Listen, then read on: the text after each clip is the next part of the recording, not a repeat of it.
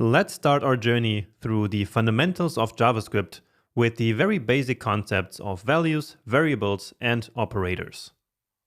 So, in JavaScript, most of the things are values. So if we write 23, that is a value. Or if we write Lisbon is the capital of Portugal, then that is also a value. And the same is true, for example, this is a value, this is a value, and even all of this here, so the result of selecting this button is also a value. Now, many times we need to store these values in order to use them later. And so for that, we use variables. So we can write const and then text, for example, and then we assign this variable here the value of this string here. So Lisbon is the capital of Portugal is now going to be stored in the variable of text. So we can think of a variable like a box into which we can place a value. All right. Now there are two types of variables in JavaScript. One is the const variable, like this one, and then there's also the let variable, which is for variables that we can update later. So let votes interesting equals 23.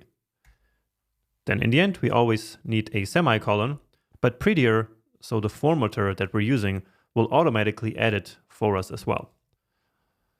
So we created two variables here. One is a let variable, which we can update later, and we created the text variable, which is a const, which stands for constant, meaning that we cannot update it later. Okay, and here we also remember we created two variables in the previous lecture. So we created button and we created form. And so again, these were basically to store some values that we then used multiple times later. For example, the form we used 3 times here, and the button we used also 3 times. And so instead of selecting the element here over and over again, these 3 times, we only did it once, stored it in the variable, and then reused that variable multiple times. And so that's why we need variables. And let's create another one down here. So another one that we can update later, even though many times we use const variables. So that's more common. But here, since I want to show you something next, we can also use let variables. So let's now use one for mind-blowing votes. Let's say 5 here. And so you see that these here are basically variables for a fact, just like we did in the previous section where we created our database. So these were some of the fields, so of the columns that we created there. Remember? Now, one thing that's very important about values in JavaScript is that we have 7 different data types in JavaScript. Now, one thing that's very important to understand about values in JavaScript is that there are 7 different so-called data types. The most important ones are strings, which we already have here, numbers, so what we have here, then booleans, which are basically true-false values, and null and undefined. Now, in most other programming languages, we need to actually specify exactly what type of value a variable is holding, but not in JavaScript.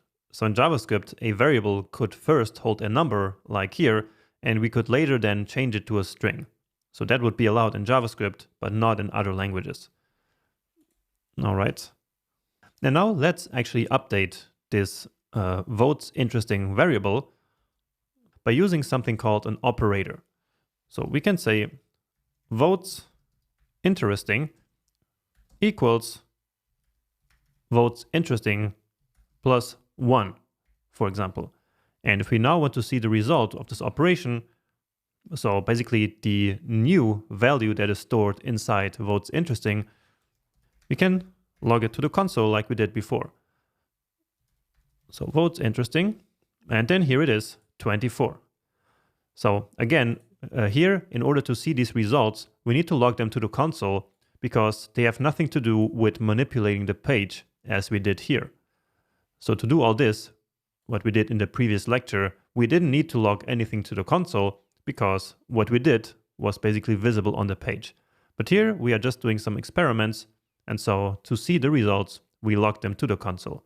And so indeed, it worked here the operator of adding 1 to the initial value of votes interesting. We can also do a shorthand of this just for curiosity. So we can write plus plus. So that is exactly the same as this. And so now we are incrementing votes interesting twice. And so the result here will now be 25. And that has nothing to do with the 24 of earlier, of course. So whenever we write the code again, it gets reset. Okay. So when we reload the page, it starts again at 23. Then here we add 1 and here we add another 1.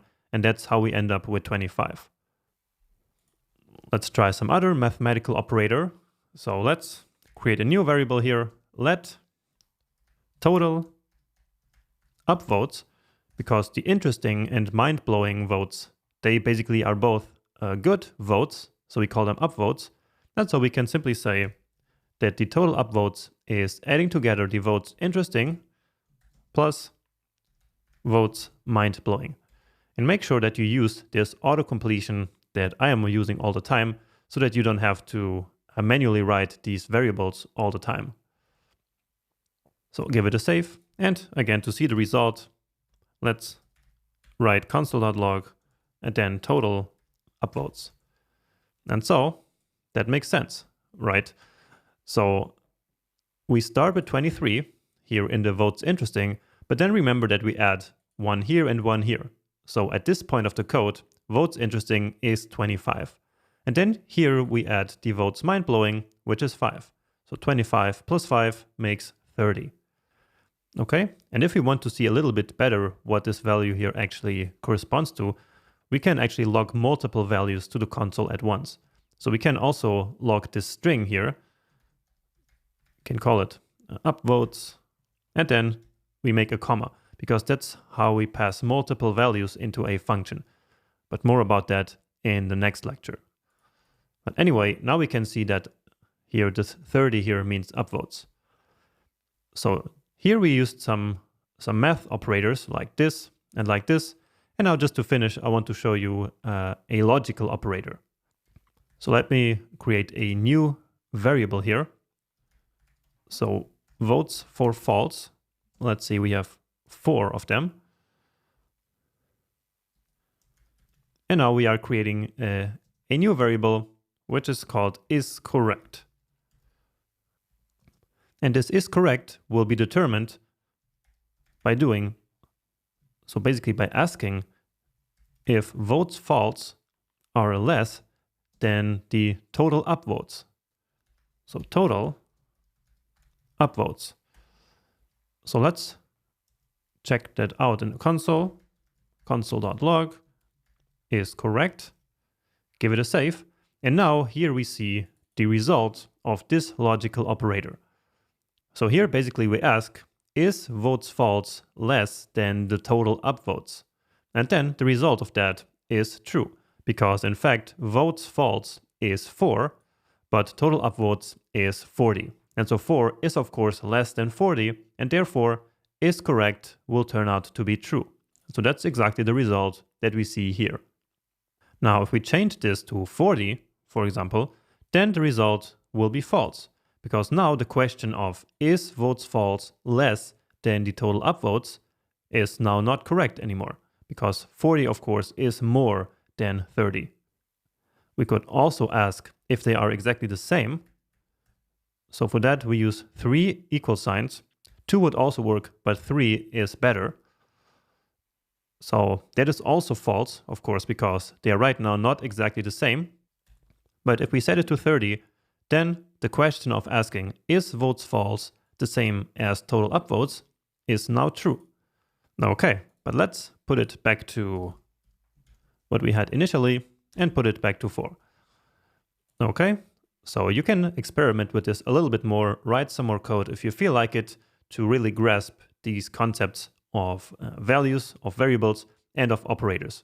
And just like I showed you before in CSS, you can use the developer skill of Googling to find out more operators.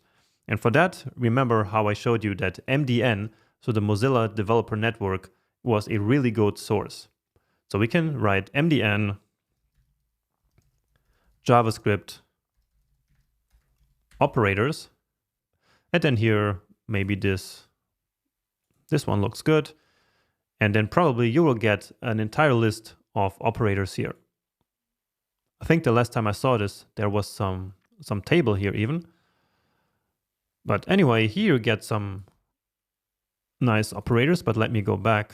Yeah, this operator precedence table, there should be some good overview here.